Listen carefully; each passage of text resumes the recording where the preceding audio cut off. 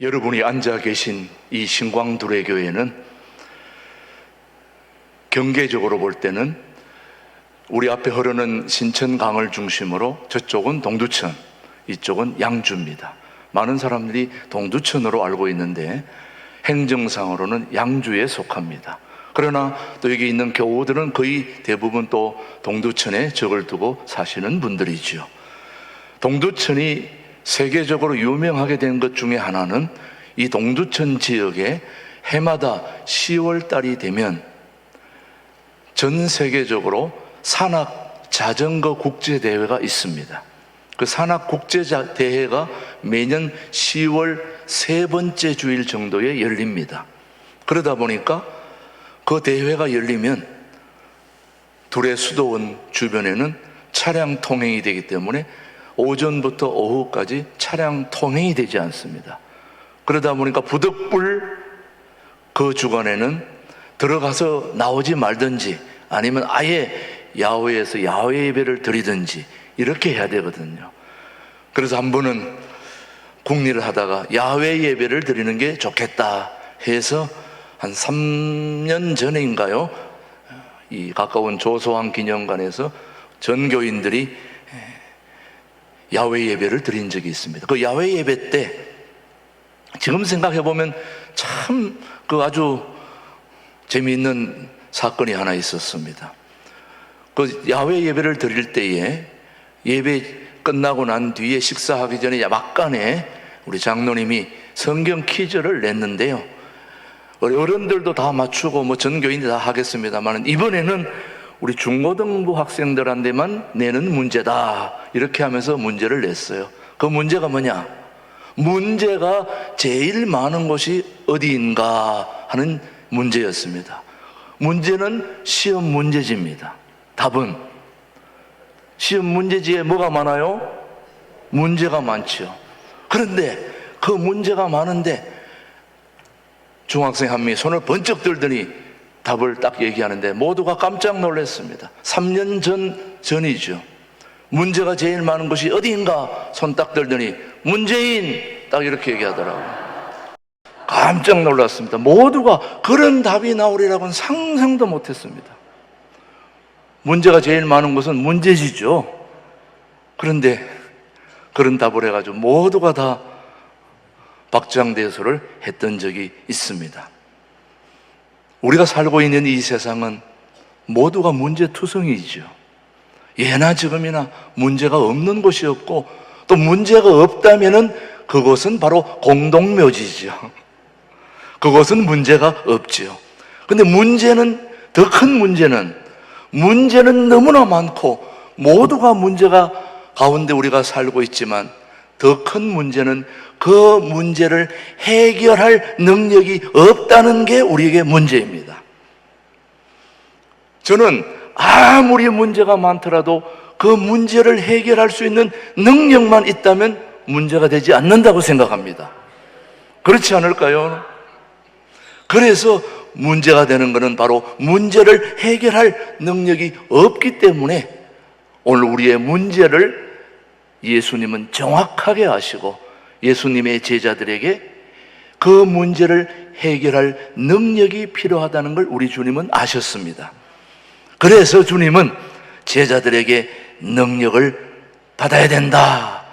근데 그 예수님의 제자는 2000년 전에 예수님을 따라다니는 그 제자도 그 제자지만 오늘 저와 여러분도 그 주님의 제자이기 때문에 우리 모두 오늘 우리에게 주어진 모든 문제를 해결할 능력이 필요하지 않겠습니까? 우리에게 주어지는 그 능력은 육신의 능력도 아니고 마귀의 능력도 아니고 예수님의 말씀하신 그 능력은 신령한 능력입니다. 위로부터 오는 능력, 초자연적인 능력, 그것이 저와 여러분에게 필요하지 않겠습니까? 어쩌면 열흘 금식하시는 분들도 그 능력이 필요해서 여기까지 오지 않았을까요?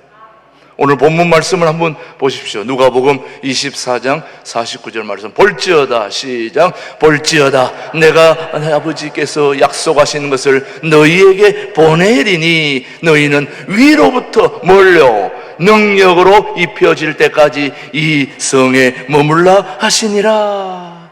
위로부터 뭐가 온다는 겁니까? 능력이 온다 입니다. 짐이 무거운 것이 아니라 짐을 감당할 능력이 부족한 거죠. 전쟁에서 승리하기 위해서는 힘이 있어야 됩니다. 능력이 있어야 됩니다. 눈에 보이는 전쟁에 이기고 승리하려면 무기가 있어야 되고, 총과 칼이 있어야 되고, 탱크가 있어야 되고, 미사일이 있어야 되고, 날아다니는 비행기가 필요하겠지만, 우리의 싸움은 눈에 보이지 않는 영적 싸움입니다. 눈에 보이지 않는 영적 싸움은 눈에 보이는 무기가 필요한 것이 아니라 이 공중 권세 잡은 자와의 싸움에서 이길 수 있는 유일한 비결은 하늘로부터 오는 능력이 필요한 거죠. 그렇지 않을까요?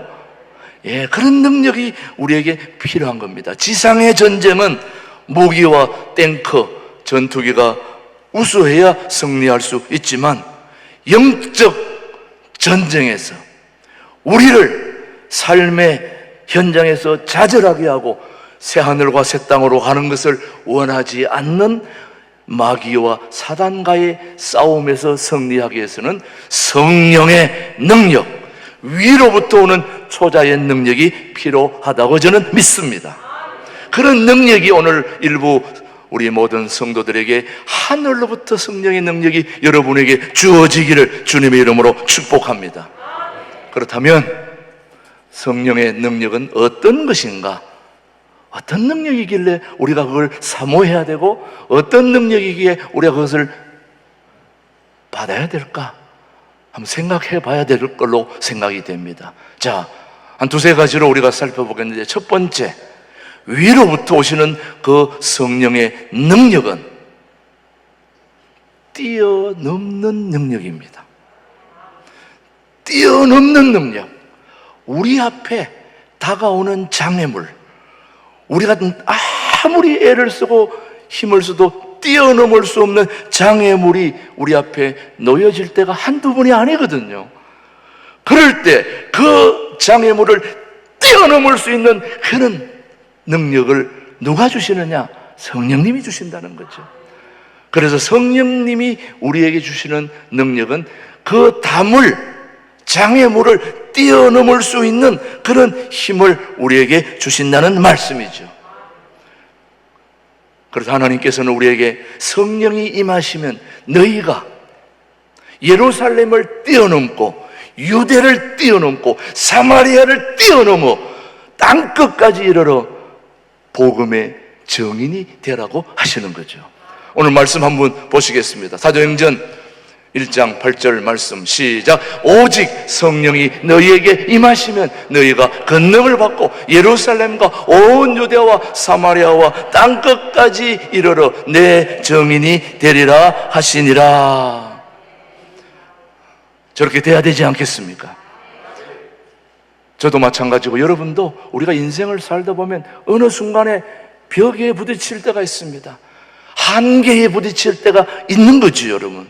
그럴 때에 우리가 장애물 앞에 멈추어 서게 될 때, 그때 우리에게 필요한 것이 바로 새로운 능력인데, 그것이 바로 뛰어넘는 능력입니다. 그 장애물을 사실은 성령 하나님께서는 그 한계를 초월할 수 있는 능력을 우리에게 주신다는 거죠. 뻗어나가는 능력을 주신다는 거죠. 우리 앞에 놓여있는 장애물들을 훌쩍 뛰어넘을 수 있는 능력을 성령님이 주신다는 거죠. 오늘 금식 기도자들이 앞에 와 있으니까 제가 몸이 막 가볍게 날아오르네요, 보니까. 뛰어넘는 능력을 하나님이 우리에게 주신다는 거죠. 그 능력 좀 받으시길 바랍니다. 두 번째, 우리 성령님이 주시는 능력은 새로운 차원의 능력이십니다. 기존에 그런 알고 있는 능력이 아니라 차원 높은 능력을 성령이 우리에게 허락해 주신다. 그러니까 하나님이 우리에게 주시는 성령을 충만하게 받으면 우리가 새로운 차원으로 들어가는 것을 보게 됩니다. 구약에 나오는 인물들을 여러분 자세히 살펴보면 그들의 성령 충만을 통하여 이전과는 전혀 다른 차원의 삶으로 들어가게 됩니다. 인생의 새로운 단계로 들어가기 때문에 우리에게 그 성령의 능력이 필요한 거지, 여러분. 자, 한번 살펴보십시다. 요셉 잘 알죠? 요셉이 성령의 충만을 받았을 때에 그는 감옥에 머물던 제수가 국무총리가 된 거예요. 뭘 받으니까? 성령의 충만을 받으니까. 그런데 그뿐 아니라 만국 백성의 생명을 구원하는 일을 하게 되는 거죠. 한번 말씀을 보시겠습니다. 창세기 41장 38절로 39절 시작. 바로가 그의 신하들에게 이르되 이와 같이 하나님의 영에 감동된 사람을 우리가 어찌 찾을 수 있으리요 하고 요셉에게 이르되 하나님이 이 모든 것을 내게 보이셨으니 너와 같이 명철하고 지혜 있는 자가 없도다. 요셉이 성령 충만을 받으니까 이렇게 국무총리를 뛰어넘어 만국 백성의 생명을 구원하는 일에 쓰임받지 않습니까? 두 번째, 모세가 호렙산 뜰기나무 불꽃 가운데서 성령의 충만을 받았을 때에 그는 새로운 차원의 삶으로 들어가게 됩니다. 모세 그는 장인 이드로의 양을 치는 그런 목자에서 민족을 구원하는 지도자로 새로운 차원으로 바뀌게 됩니다. 뭘 받으니까? 성령의 충만을 받으니까 목자에서 민족을 구원하는 지도자로 바뀌게 되는 거죠, 여러분. 계속해서 모세의 후계자인 여호수아가 성령의 충만을 받으니까 어떻게 됐느냐? 모세의 시종에서 가나안 땅을 정복하는 지도자의 길에 들어가게 되는 거죠. 새로운 차원 아닙니까? 인생의 새로운 차원. 신명기 3장 4절로 9절은 우리에게 교훈합니다. 시작. 모세가 눈의 아들 여호수아에게 이 안수하였으므로 그에게 지혜의 영이 충만하니 이스라엘 자손이 여호와께서 모세에게 명령하신 대로 여호수아의 말을 순종하였더라. 여호수아가 성령의 충만한 영의 임재하니까 일약 모세의 시종에서 지도자의 길로 들어서는 새로운 차원의 길이 열리게 되는 거죠, 여러분. 여러분 잘 알다시피 다윗은 하나님의 유일한 칭찬을 받은 인물이 다윗입니다. 그런데 그 다윗이 성령 충만을 받았을 때 어떤 일이 일어났느냐? 그는 아비의 집에서 양을 치는 목동에서 일약 어마어마한 골리앗 장군을 무너뜨리고 군대 장관이 되었을 뿐만 아니라 그는 훗날에 이스라엘 백성을 다스리는 태평성대를 이루는 일에 엄청나게 쓰임받은 인물이 바로 다윗입니다. 뭐가 충만해서 그렇게 된 겁니까? 성령이 충만한 게. 사무엘상 16장 13절 말씀을 한번 보십시오. 시작. 사무엘이 기름 뿔병을 가져다가 그의 형제 중에서 그에게 부었더니 이날 이후로 다윗이 여호와의 영에게 크게 감동되니라. 사무엘이 떠나서 라마로 가니라. 다윗이 성령의 충만을 받으니까 태평성대를 이룬 이스라엘의 유일무이한 기가 막힌 왕으로 등극했던 거죠, 여러분. 여러분, 성령의 능력의 대표를 꼽으라면 엘리야를 꼽을 수 있습니다. 다 알죠, 엘리야. 엘리야의 제자였던 엘리사. 엘리야에 비하면 엘리사는 아무것도 아니에요. 엄청난 존재가 바로 엘리야입니다. 그런데 그 엘리사도, 그의 제자인 엘리야도 성령 충만을 받았을 때 기적의 사람이 됩니다. 엘리야가 엄청난 기적을 3년 반 동안 비가 내리지 않던 비를 내리게 하고 그런 엄청난 갈멜산에 불을 내리게 했던 그런 엄청난 영의 충만한 지도자가 엘리야였는데 그 제자 엘리사는 엘리야보다 2배나 기적을 많이 이루었습니다. 엘리사는 엘리야보다 뛰어난 인물이 아닌데 어떻게 그런 기적을 창출하고 또 엄청난 역사를 일으켰느냐? 한마디로 그가 할 수 있었던 이유는 그의 스승 엘리야에게 있던 그 영감을 갑절이나 기도로 구했기 때문입니다. 정말 그런지 안 그런지 열왕기하 2장 9절로 10절입니다. 시작. 건너매 엘리야가 엘리사에게 이르되 나를 내게서 데려감을 당하기 전에 내가 네게 어떻게 할지를 구하라. 엘리사가 이르되 당신의 성령이 하시는 역사가 갑절이나 내게 있게 하소서 하는지라. 아멘. 저는 여러분들이 어떤 상황에 놓였는지를 알 수 없지만 여러분들이 그 어떤 사람들보다 갑절의 기적을 일으킬 수 있는 비결이 하나 있다면 여러분들이 이전에 행했던 모든 지도자들보다 갑절의 영감을 우리에게 허락해 주옵소서. 기도하면 되지 않을까요, 여러분? 사실은 제가 그렇게 기도하고 있습니다. 김준옥 목사님의 갑절의 영감을 제게 달라고. 저는 김준옥 목사님하고 게임이 안 되는 인물이지만은 엘리사를 보니까 가능하더라고요. 김준옥 목사님의 갑절의 영감을 주면은 저도 그렇게 되지 않을까요? 여러분들이 기도를 많이 해주셔야 될 것 같아요. 열흘 금식하시는 분들이 기도를 해주면 좋을 것 같아요.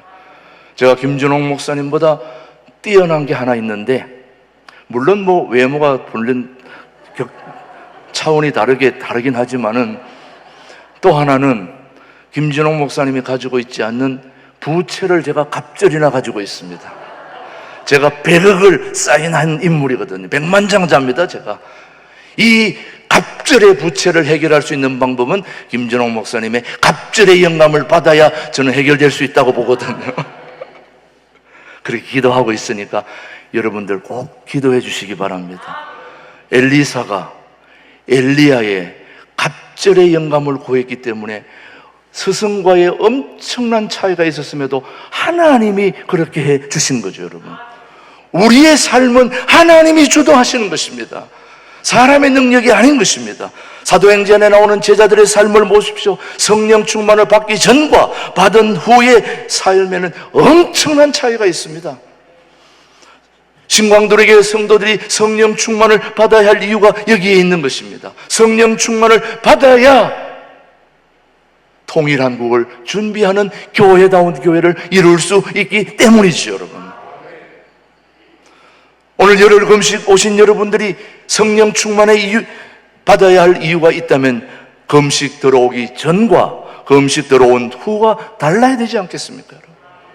금식 들어오기 전에 이만큼 먹었던 걸 금식 들어온 후에는 요만큼 먹었다는 차이 가지고는 안 되는 거예요. 그렇지 않겠습니까, 여러분?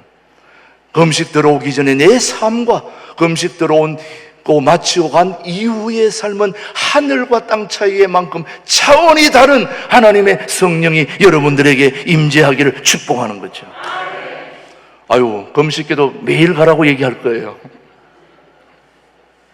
꼭 기억하실 것은 우리 모두가 꼭 염두에 두어야 할 중요한 사실은 우리의 힘만으로는 결코 한 단계 더 높은 차원의 삶으로 들어갈 수 없다는 걸 알아야 됩니다.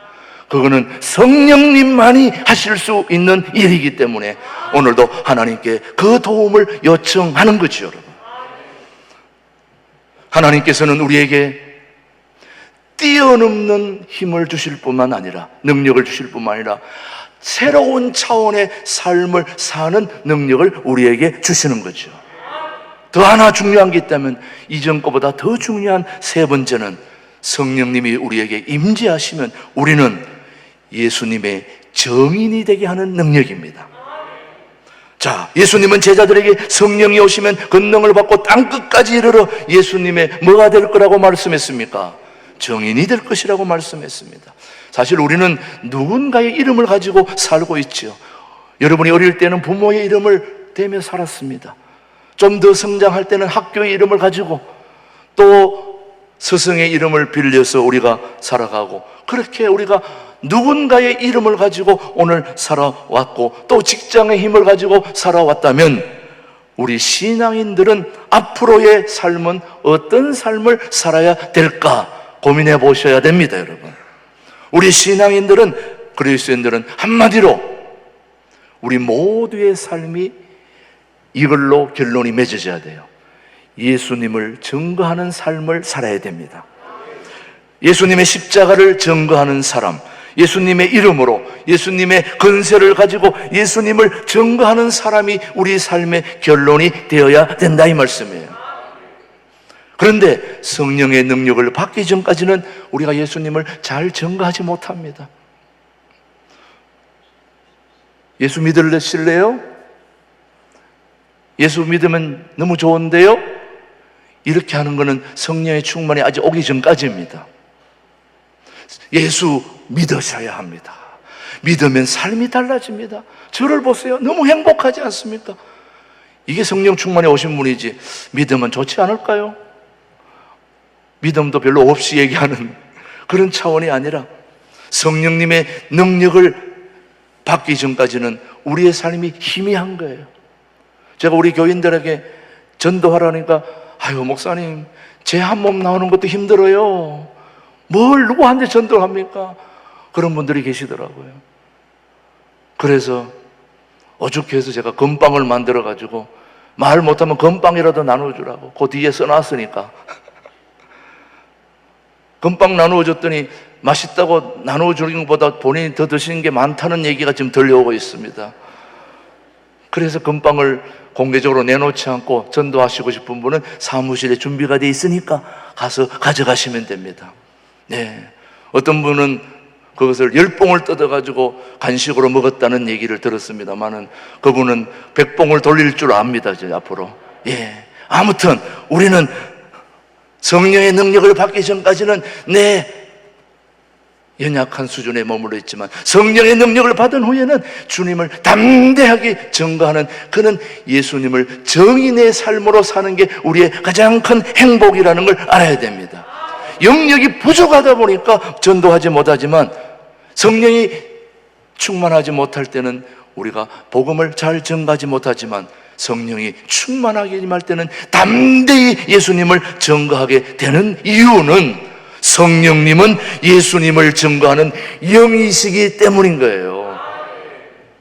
성령님은 예수님을 증거하는 영이라는 것을 요한복음 15장 26절은 우리에게 말씀하고 있습니다. 시작. 내가 아버지께로부터 너희에게 보낼 보혜사 곧 아버지께로부터 나오시는 진리의 성령이 오실 때에 그가 나를 증언하실 것이요. 사랑하는 성도 여러분, 우리 삶이 어떨 때에 가장 영광스러운 삶이 될까요? 한번 생각해 보신 적이 있으십니까? 여러분은 여러분의 삶이 어떨 때에 가장 영광스러울 것 같습니까? 어떤 사람은 히틀러를 위해서 살다가 그를 변호하다가 죽은 사람들도 있고 가당치도 않은 가다피를 위해서 변호하다가 삶을 살다 죽은 사람도 있고 어떤 사람은 김정일, 김정은이를 변호하고 이름을 알리려고 살다가 죽은 사람들도 있습니다. 어떤 사람은 구글, 네이버, 그 다음 애플, 회사의 유익을 위해 죽는 순간까지 회사의 유익을 위해 살다가 죽은 사람들도 있습니다. 조금은 도움이 될 수 있겠지요. 그러나 우리의 삶을 영혼의 차원의 삶으로 생각해 보면 물론 사람마다 정의와 공의를 위해서 인류의 유익을 위하여 살다가 죽으신 분도 많겠지만 그러나 영혼의 시각에서 볼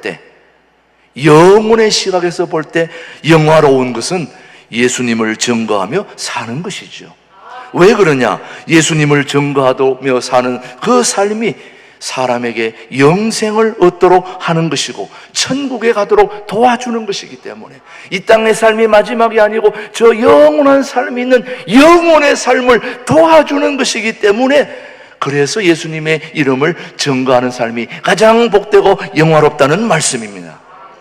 사랑하는 교우 여러분, 이 땅에 태어나서 만왕의 왕이 되시고 만주의 주가 되시는 예수님을 증거하는 만큼 영광스러운 삶은 없다는 것을 우리는 알아야 될 것입니다. 성령이 충만하면, 성령이 임하면 유익한 사람이 되고 사람을 살리는 일을 하게 되는 겁니다. 자, 우리 성령의 역할을 한번 요한복음 6장에 말씀합니다. 시작. 살리는 것은 뭐다? 영이니 육은 무익하니라. 내가 너희에게 이런 말은 뭐요? 영이요 생명이라. 그렇다면 저렇게 엄청난 성령의 능력을 우리가 어떻게 받을 것인가? 저는 여러분들이 성령의 충만함을 잊게 되기를 바라는데, 그러기 위해서는 우선 성령을 사모해야 합니다. 그런 성령의 능력, 뛰어넘는 능력, 새로운 차원으로 들어가는 능력, 예수님의 이름을 증거하는 그 능력의 원천이 되시는 성령 하나님을 사모해야 됩니다. 사모해야 됩니다. 그리고 그 성령 충만은 기다리는 사람에게, 사모하고 기다리는 사람에게 임재하게 되는 것입니다. 진심으로 기도하는 사람에게 성령 충만은 임재하였습니다. 믿음의 사람에게 임했습니다. 그리고 회개하는 사람에게 임했습니다. 그리고 순종하는 사람에게 임했다는 것을 사도행전 5장 32절은 우리에게 말합니다. 시작. 우리는 이 일의 정인이요, 하나님이 자기에게 뭐하는 사람들에게, 순종하는 사람들에게 주신 성령도 그러하니라 하더라. 간절히 성령 충만을 받기 위해 기도하는 우리에게 하나님은 성령 하나님의 충만한 복을 주시리라 믿습니다.